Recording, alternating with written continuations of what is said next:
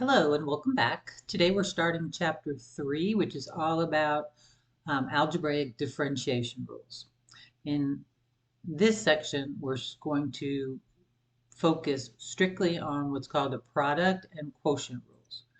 Okay, so this chapter is basically about introducing you to all of the formulas that we have to help us find the derivative of all kinds of problems. Okay, not all problems are as easy as what we did in the past using just the plain old power rule. Okay, power rule is nice when you can take one term at a time, but sometimes that's not the easiest route to take, or sometimes you can't do it at all. So today we're going to look at product and quotient rules. Okay, so if you kind of remember, we did some of these last time when we could simplify them and have them become a power rule problem. For example, if we had x times, x squared minus 2x, and I asked you to find the derivative of that in the last chapter, well, we just multiplied it out, x cubed minus 2x squared, and then we took the derivative using the power rule of this term and this term. Okay, we did the same thing for an easy division problem. If we had a division problem, we could divide it and then do the power rule. But typically, not all functions are able to be simplified that easy. Okay, so what if you can't do that, or what if it's way too hard? What if you don't want to multiply or divide? So we now are going to learn these rules to help us keep a problem multiplication-wise or keep it division and still be able to find the derivative. Okay, so that's what we're getting ready to do. We're going to learn how to use the product rule to find the derivative, and we're going to learn how to use the quotient rule to find the derivative. Remember, quotient means division, right? That's what a quotient is. All right, so in this section, okay, um, when we do our problems, keep in mind that you do not have to simplify it so much. More so, I'm going to be looking at can you do the rules. Okay, so when we get into the problems in a minute, you're going to see me say whether or not to simplify or not. So just keep that in mind as we go through.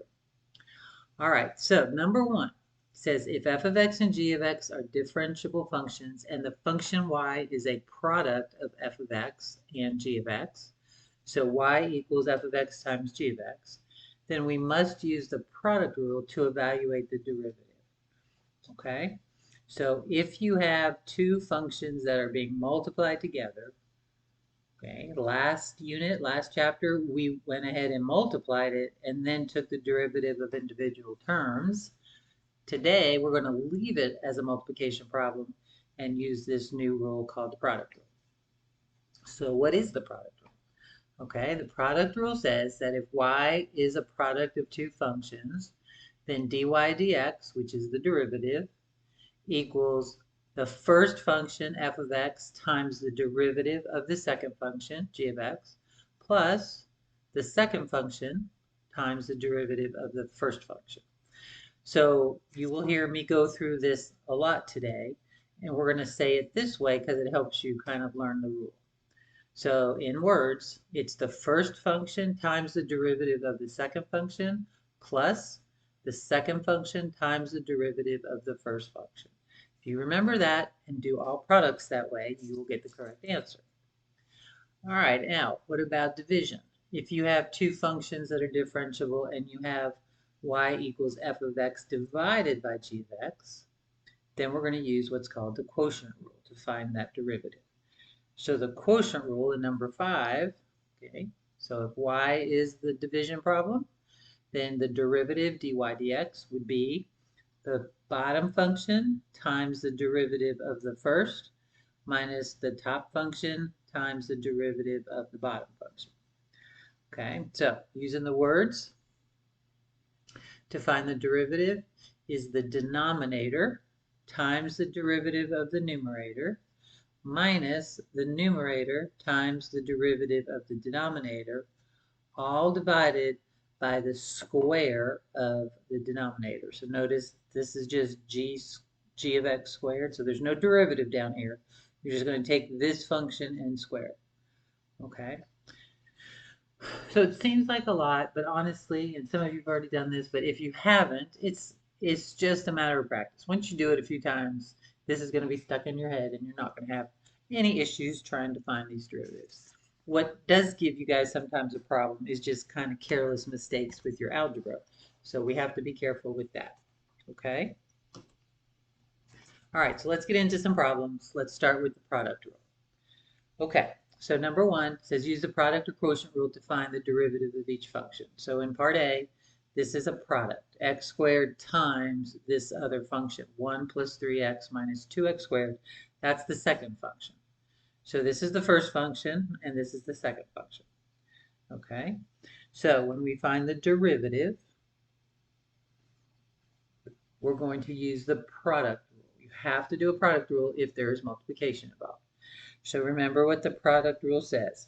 It's the first function, just the way it is, times the derivative of the second function. Okay, so I'm going to do the derivative of this function now. Derivative of 1 is 0. Don't need to put that, but you can if you want. Derivative of 3x is 3. Remember, that's a linear function. And then the derivative of negative 2x squared, we're going to multiply the exponent to the number out front, so that's negative 4, and then subtract 1 from your exponent. So 2 minus 1 would give you x to the first.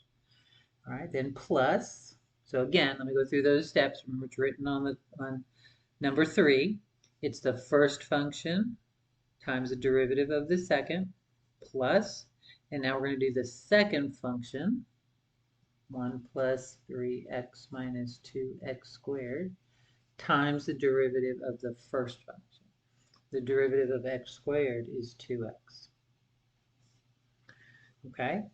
Now, if you're only asked to find the derivative, you may leave it like that.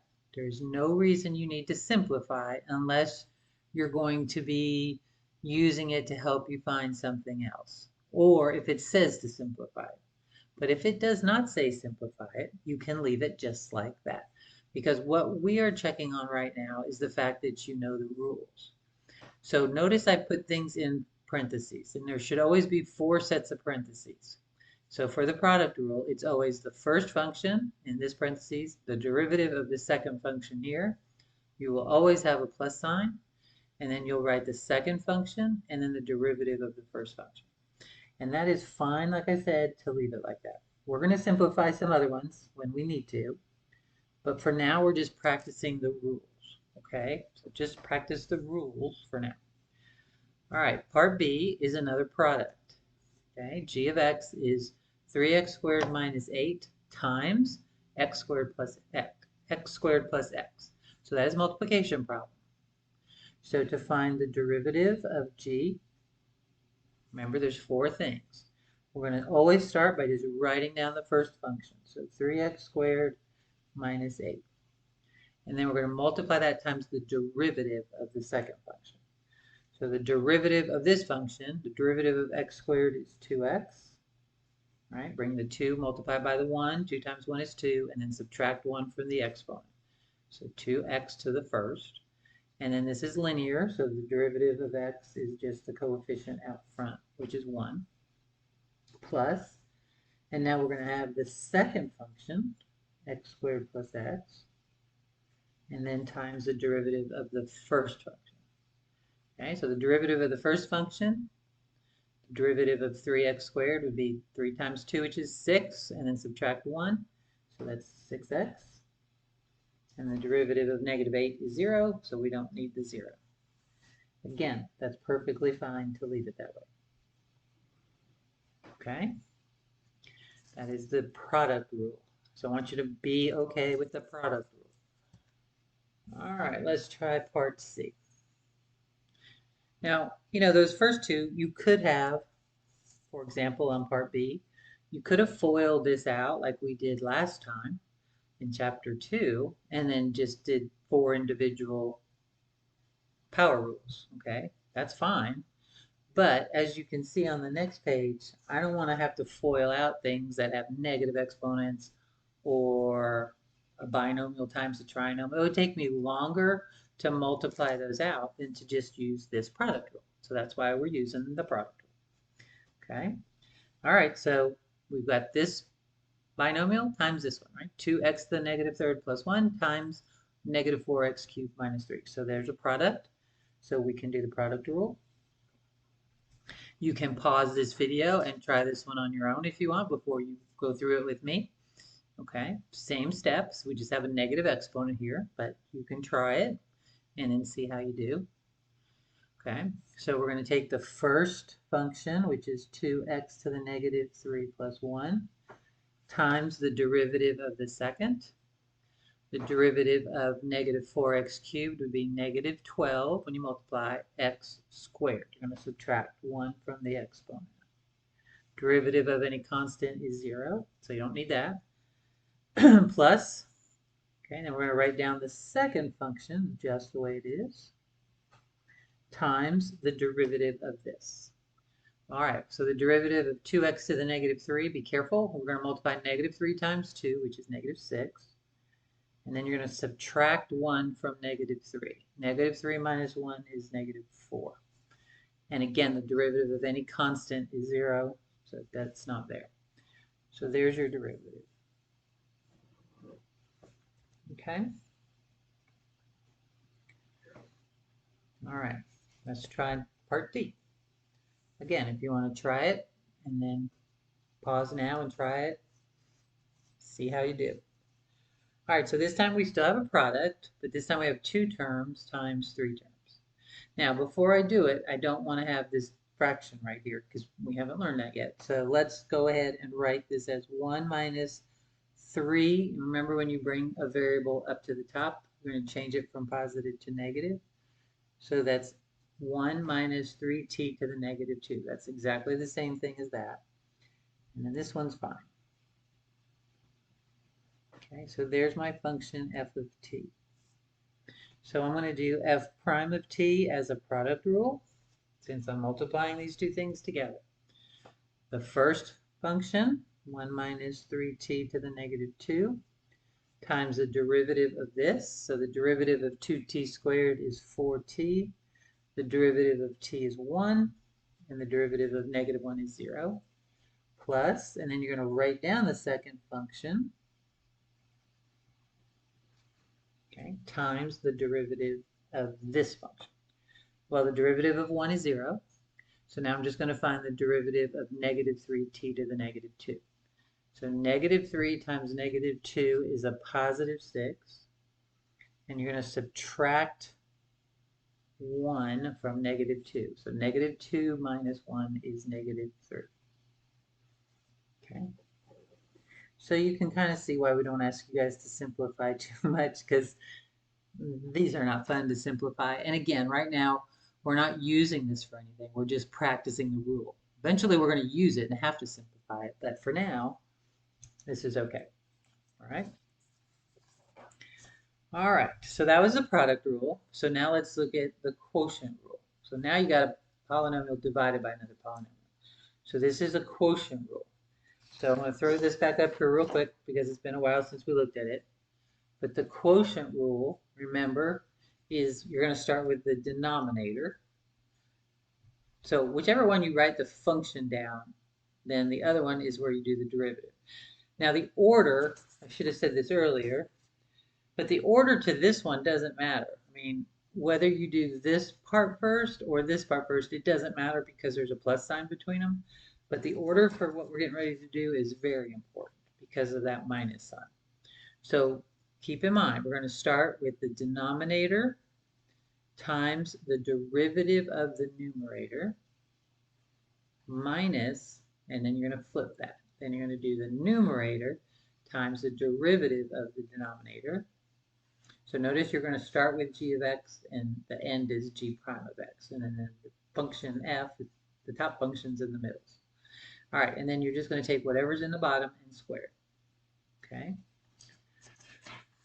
All right, again, do this a couple times. You will get the hang of it, and you'll have it memorized. So just keep working on it. All right, so y prime. Start with the bottom function. So x cubed plus 6. Still going to have 4 parentheses up here. So the bottom function times the derivative of the top. Okay, so the derivative of 2x squared is 4x. The derivative of 3x is 3. Minus, okay, the top function, just the way it is. And now we're going to end with the derivative of the bottom function. So the derivative of the denominator, derivative of x cubed would be 3x squared. Derivative of 6 is 0, so I don't need it. And then don't forget on the quotient rule, you're going to take whatever the denominator is and square it. Okay? And thank goodness, we're going to leave it like that. Okay? Don't have to simplify yet. So just show us that you know the rule. Okay? So again, I like seeing these 4 parentheses because then I know my steps. The denominator, derivative of the numerator. Okay? The numerator, derivative of the denominator. So I see the 4 parts of that formula, and then the bottom, the denominator squared. Okay, for part F, I'm going to fix that a little bit so that I can do my derivative. Remember we talked about that the square root of x is the same thing as x to the 1/2 power. To me, when you guys do derivatives, it's always better to see what the exponent is so you know what you're dealing with. So that's the way I want to write the numerator. Denominator is fine the way it is. So this is what we're going to take the derivative of, just so you can see it. So this is a quotient, we're dividing. So we're going to take the denominator, 3x minus 4, times the derivative of the numerator. So we're going to do 1/2 times 6, which is 3. Subtract 1 from 1/2. 1/2 minus 1 is negative 1/2. Minus, okay? Then we're going to take the top function just the way it is. And you can write it as 6 square root of x. That's fine. Okay, and then times the derivative of the bottom. The derivative of 3x is just 3. And that's a constant, so that's derivative is 0. And then we're going to put all of this over the bottom, the denominator squared. Okay?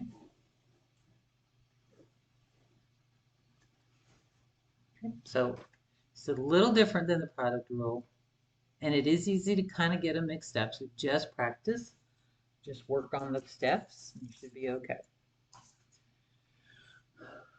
All right, one last quotient rule.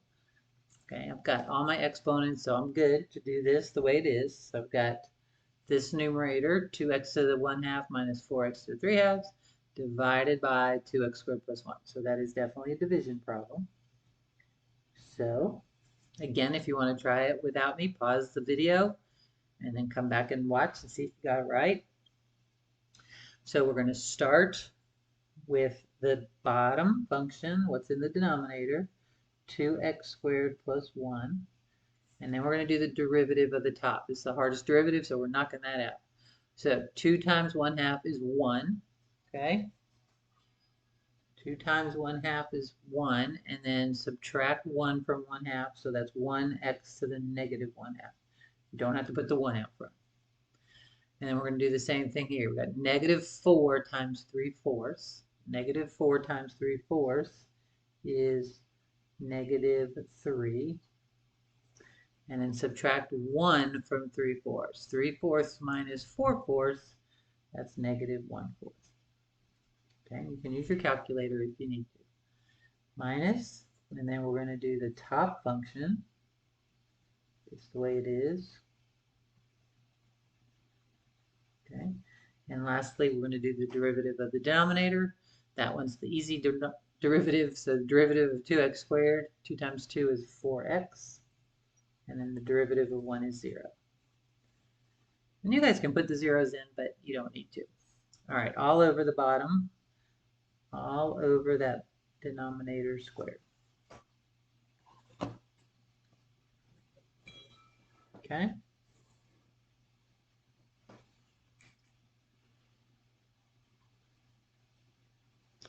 All right. Number 2. All right, so this one's similar. I mean, we're still using the product and quotient rules, but now they're giving you function notation. So this is just testing you on can you do these rules based on the notation given to you? Okay. So they're giving you the function value at when x is 2, and they're giving you the derivative of this function when x is 2. They're giving you the function value of when x is 2 of this other function g, and then they're giving you the derivative of function g at 2. Okay, so we have two functions, f and g, and it's asking you to find the derivative of h prime of 2. Okay, so when I look at this, what I'm trying to find, if this letter is different than the ones they gave me, which it is, I got to look at what h is. Before I can find h prime, I need to know what h is. And then before I plug in the 2, I would want to write this out with the x's. I always teach students to do the x's first because you know those formulas, and then you can plug the 2 in, okay? So let's look at if h of x is f of x times g of x, a product, then what is the derivative of h? Well, the derivative of h would be the product rule of this. So that would be the first function, f of x, times the derivative of x, of g of x, sorry, plus, okay, then we're going to do g of x times the derivative of f of x, right? So that's the rule using the notation. The first function times the derivative of the second function plus the second function times the derivative of the first function. That's exactly what was given to you on the formula page. Okay? So that's what h prime of x is equal to.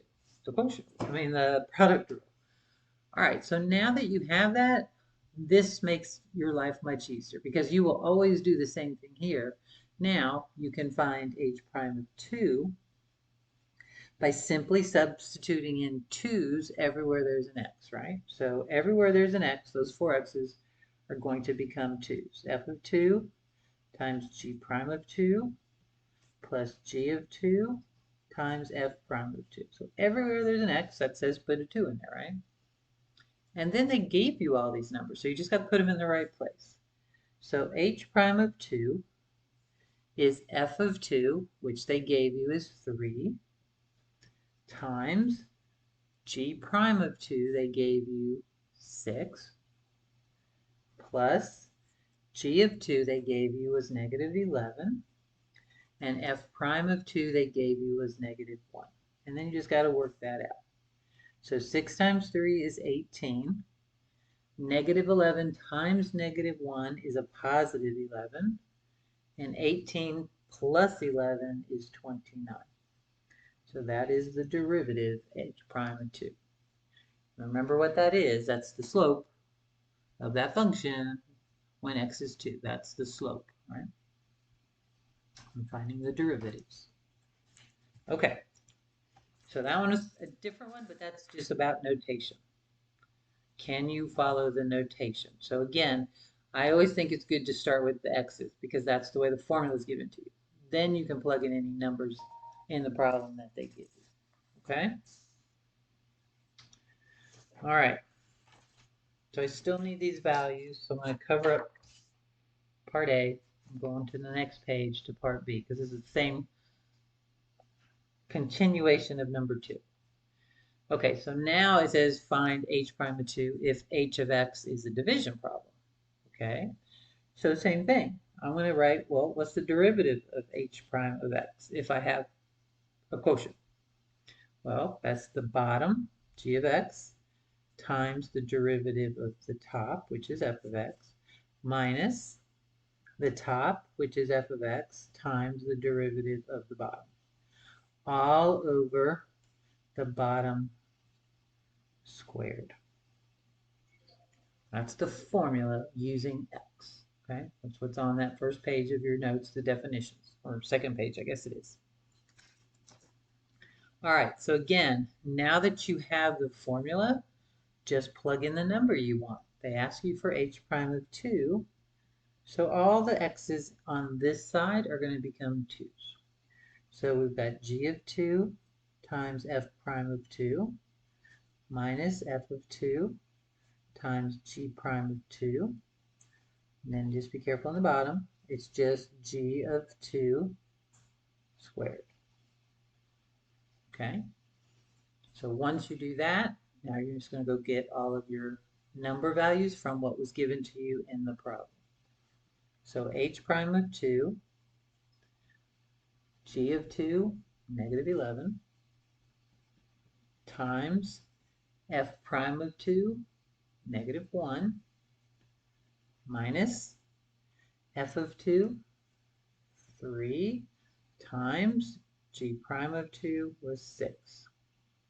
And then all of that is over g of 2, negative 11 squared. Okay, that's not a derivative, that's just g of 2. Okay, let me move that out of the way for a minute. And now we just have to simplify. So negative 11 times negative 1 is positive 11, minus 6 times 3 is 18. And all over negative 11 squared, that's negative 11 times negative 11. That's 121. 11 minus 18 is negative 7 over 121. Okay. So there's your answer for the derivative of h at 2 when you have a quotient rule. All right, now the last one's kind of crazy because it has a function and an actual algebraic expression in it. So let's look at that. All right, I'm going to keep that handy because we need, well, actually, let me just write that down here. So here's our numbers. F of 2 is 3 prime. So this is just from that page of information, just so I don't have to keep flipping back and forth for you guys. Okay. So I just copied that down from here so that I don't have to keep referring to it, and we're still looking for h prime of 2. That's what we're looking for. All right. So what happens when they give you a function value, but then they give you an expression? Well, you just still do the same thing. Okay, don't let that throw you, because a lot of you get confused by this. If they give you this, we're just going to keep the f of x notation. If they give this, then we can actually find the derivative. Okay? So again, let's keep it with x. Quotient rule. So we're going to start with the bottom. So the bottom is 5x plus 1. And then we take the derivative of the top. Well, since I don't have a function to use, I'm just going to write the derivative of the top, right? Times that. And then minus. And then we're going to do the top function, which just happens to be f of x. And then times the derivative of the denominator. So that would be 5. The derivative of 5x plus 1 is 5. All over the bottom squared. Okay? All right, now we are looking for h prime of 2. So we are actually going to plug in 2 everywhere there's an x. So even here, I can plug in a 2. I'm going to work that out. Okay? So this is going to be 5 times 2 plus 1. So that's what goes in there. 5 times 2 and then plus 1. So I'm putting the 2 right in there. Times f prime of x is what was given to me. F prime of 2, sorry. Okay. So f prime of 2 minus, and then I'm going to do f of 2, which remember, that was also given to me. So I'll put that in a minute. And then this is already times 5, so that stays there. And then in the bottom, we're going to put 2 there. So 5 times 2 plus 1, that whole thing squared. All right. So some of them you're going to actually work out and get a number, and then some parts of this you're going back to that notation. Okay, it's a little crazy, but it's just to see that you know the rule has not changed. We keep doing the same thing over and over again. All right, so what do we got? 5 times 2 is 10 plus 1 is 11. And then times f prime of 2, I don't have to do any work, that was negative 1. Minus f of 2, that's 3. And then I already had a 5 there, so 5's going to stay. And then in the bottom, I have 10 plus 1, 11 squared. Okay, so just work that out. 11 times negative 1 is negative 11, minus 3 times 5 is 15, over 121. So that is negative 27 over 121. I think that can reduce, so let's see. 27 divided by 121. You're going to get a decimal and then change that back to a fraction. Math 1. Oh, it did not. Okay. All right. Faked me out there, but that's how we check. All right, so there's your answer. It did not reduce. So there you go. All right. One more page of examples, so let's look at number 3. All right, both of these on this page are writing the equation of a line. So this would be maybe a time where you are going to simplify, okay? So on number 3, we only have one function, and it's just using the power rule if we're doing the derivative. So this is kind of going back to what we learned with the power rule. But then when we get to number 4, notice our function is then a product. So 3 and 4 are pretty much the same except for how we find the derivative. Okay, so here we're going to use the power rule, and in number 4 we're going to use the product rule. But we're still writing the equation of a line. So remember, the equation of a line is this y minus y1. Right, that's what I'm looking for. So in order to do this problem, I need the slope m, and I need a point x1, y1. Right? That's what I need to put in here. Well, I already have the point right there. So there's x1, y1. They gave me that. Okay? What I don't have is the slope. I need to find m.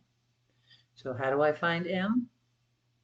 Remember, it's the derivative of this at the x value. So what I need to find for the derivative is f prime of 1. That is what I'm looking for my slope. The derivative of the x value. Okay, that's what I'm looking for. So here's f of x. Okay, so f of x, I'm going to write that down here, is x squared minus 3x plus 5. So we need, first off, the derivative of f of x, so f prime of x. So take the derivative of this, which is just a power rule. So this would be 2x minus 3. There's your derivative. Once you have the derivative, now you can find f prime of 1. So we're just going to plug 1 into the derivative.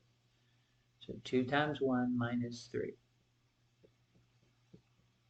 So that gives you 2 minus 3, which is negative 1. So that is the slope. Okay, the derivative is your slope. All right, so you have m is negative 1. You have your point, 1, 3. So now we can find the equation of the line. Okay.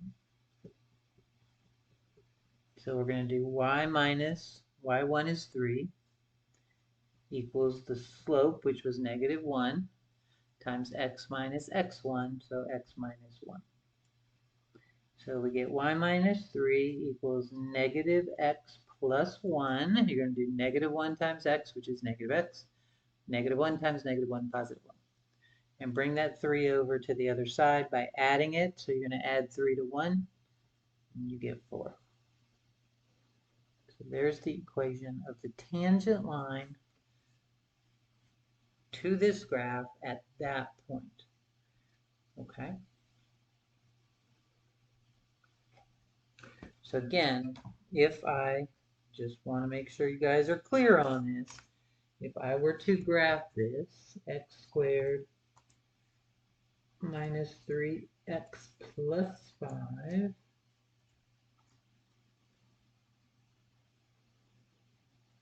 okay, so I'm going to just sketch that graph. So if I were to sketch it, okay, and I look at the point 1, 3, 1, 3 would be like right about here. 1, 2, 3. So let's say that's the point 1, 3. Then the tangent line, I got to turn my paper a little bit, but here's the tangent line. Okay. That would be the tangent line at that point, straight line. We just found that equation. Okay. So that would make sense. This is the y-intercept up here at 4, and then the line's going down, so the slope has to be negative. So we got -1 slope, so that seems accurate. Okay. So that's what you just found. So again, the whole point of calculus and this derivative is we now can find the equation of a line given 1 point. Couldn't do that before. Usually for slope, you always had to have 2 points. But now that we know we can plug in any number into a derivative, and that will give us a slope, we only need 1 point. Okay? All right, so let's do the same thing for number 4. We're going to find the equation of the line tangent to this graph, which again, you could graph this on your calculator and see what it looks like.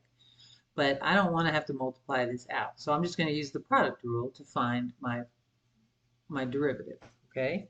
So the same rules apply. We need a point and we need the slope. Right? To write the equation of a line, this is what we need. x1, y1, and the slope. All right, well in this problem, they only gave me x. Okay? So all I have for my point is that. So I have less in number 4 than I had for number 3. Number 3, they gave me x and y. x1, y1. But here, they just gave me x1. Okay? So I need to find the y value, and I need to find the slope. So to find the y value of any function, I would plug the x value into here. Okay? So to find y, I'm going to find f of this point. So I'm going to find f of 0. Because remember, this is y, right? F of x is the same thing as y equals. So if I plug 0 in here, I'll get what y equals. So I'm going to put 0 to the 5th minus 5 times 0 cubed minus 0 minus 1. So that's not so hard to do. So 0 to the 5th minus 5 times 0 to the 3rd minus 0 minus 1.